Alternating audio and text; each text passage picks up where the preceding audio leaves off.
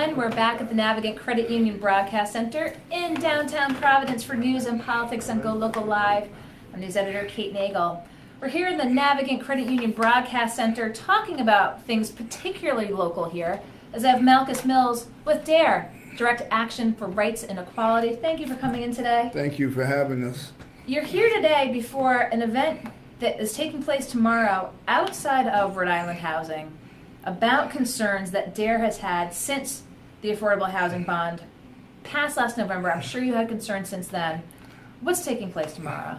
Well, what we're going to do tomorrow, we're going to have a press conference, and we are going to expose Rhode Island Housing, what they are not doing to help the low and lower income people of the state of Rhode Island. What is happening is that they have gotten $10 million from the bond program to start their program, which is property acquisition and revitalization program they aptly name ARP. And what they're supposed to be doing is helping low-income people get into housing and stabilize themselves so that they are not homeless and so that they have some place to stay. But instead, they have put the income limits so high as to have other people that are making $50,000, $60,000, $70,000 able or will be able and will qualify to get affordable housing, when there are pockets of people that are, that are actually a paycheck away from being in the street. And these are the folks that we think that they should be helping, not people who, if you give me $50,000 a year, I won't have to worry about a place to stay, never again. And also the hiring criteria that they have. We're looking to get people working. Mm-hmm. You have houses that are abandoned. You have people out of work. Mm-hmm. That's a perfect marriage. And even if you have to train them, that would be even better because you're giving the folks a skill that they can take on somewhere else once they finish where they're at.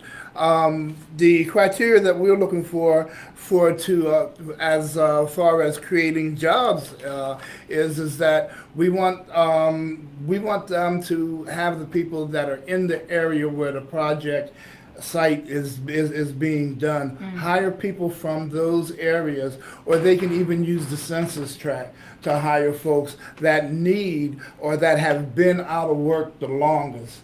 And also, we want them to put in language that does not discriminate against folks that are just coming out of prison, mm-hmm. because they need a place to stay. They need a job so that they can be working and help society, instead of not having a job, being discriminated against because they have been in trouble or made a mistake once. I mean, what happened to you make a mistake, you get up, you dust yourself off, you do your time, you can get another shot. I mean, like, this is what America is supposed to be like. This is what I thought. This is what they told me when I grew up.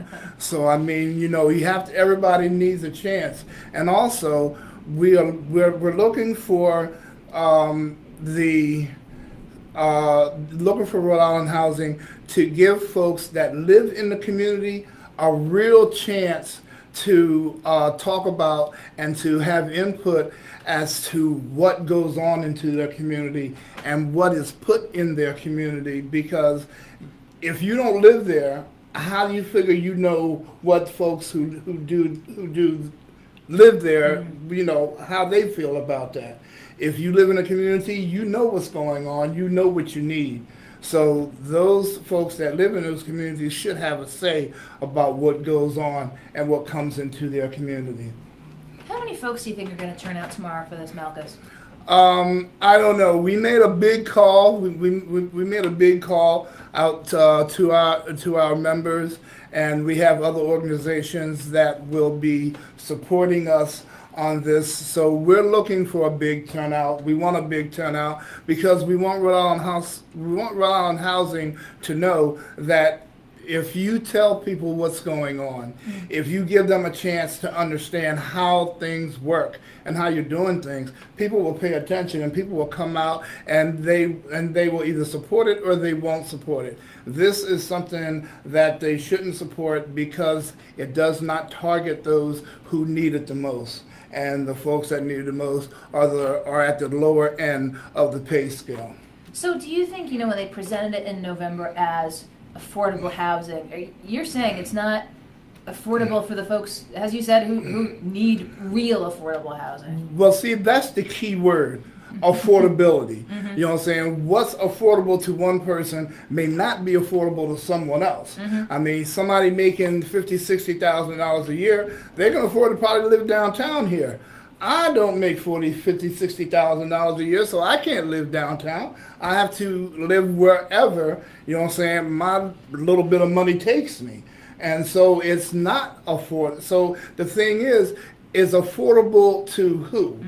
That is the key, affordable to who? So you have to take that down to, you have, where they have these income limits at 140 and 120 of area median income, that has to come down at least to 60%, because then you'll be getting at the heart of the folks that need a place to stay, that need help, in stabilizing themselves when they get into an apartment, when they get into a home. Other than that, you're just letting the rich folks just gobble up all the money and gobble up all of the good that you're trying to do for someone else, and you're not getting full community participation. I mean, they don't even think that the community has enough sense to know or to figure out how things work. And if you're not telling anybody, how can they? You know what I'm saying? So yes, transparency is something that is needed and that has been called for. We've been calling for it, and it has not been forthcoming. There was no second draft that was presented out. The program that the way they rolled it out is the way they first set it up, except for they had the income limits for housing at 140. They brought that down to 120, but that still leaves 60% of that's still a gap of 60% from what we asked for, and I don't think it's too much to ask for that. I know that the first thing they're going to say, well, we don't have the money for that. Well, listen, you can find the money for anything else you want to do. Shift that money around and help people live. Put people in a house. It gets cold here in New England, you know what I'm saying, in the wintertime. And people need to have some place to stay inside where they're warm, you know what I'm saying, where they're not, getting sick and having to go to the emergency room. I mean, there's all kind of good that can come out of this, if they do the right thing. Well, I appreciate your coming in, because as you said, letting folks know, where DARE is on this, where folks in the community are on this. If you go to DARE's Facebook page, I'm sure you can get more information. Once this is posted on Thursday, we'll have links up there as well for this event taking place. So you're looking for action from Rhode Island Housing. Well, we're looking for Rhode Island. We're looking for Rhode Island Housing to do the right thing, to better spend the money that they're getting, and the better way to spend that money is to get it to the folks that need it. And it is not somebody making $50,000, $60,000, $70,000 a year. Well, as I said, wanted you to come in here, let folks know what's taking place tomorrow. We're going to, again, put more links up. Anything else folks should know before we let you take off? We are located at 340 Lockwood Street. We have our housing campaign, which I'm a part of, the Tenant and Homeowners Association. We also have a campaign called Behind the Walls that helps prisoners on their way out and even while they're in jail. So come on down. We need all the help we can get, and we are a lively group. We go after the root problem and try to make sure that folks in need can get what they want, can get what they need. Well, Malchus Mills, I appreciate your coming in today to, again, bring it right to the folks here in the studio, and I'm sure we'll talk soon.